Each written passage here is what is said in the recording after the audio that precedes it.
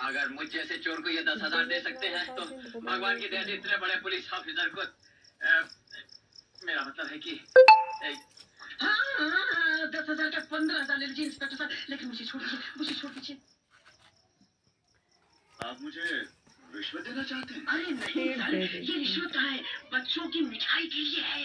जी हाँ, बच्चों की मिठाई, लड्डू, पेड़ा, गुलाब जामुन। तुम चुप रहो जी, तुम्हें क्या मालूम बड़े अफसरों से कैसे बातें की जाती हैं। सर ये 5,000 और ले लीजिए, 15,000 हो गए और मुझे छोड़ दीजिए सर, मुझे छोड़ दीजिए।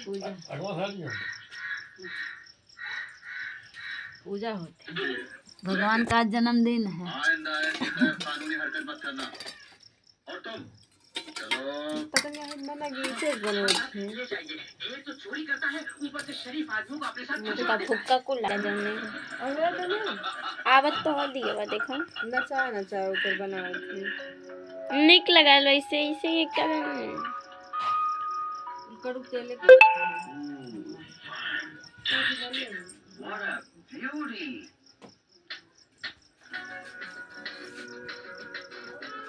क्या बात है, लाजवाब है। सबको हेड बना लो।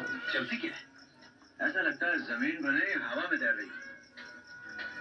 नया मॉडल लगता है, कंडीशन भी A1 है। वाकई बहुत अच्छी कंडीशन है। वाह, रंग कैसा लगा तुम्हें?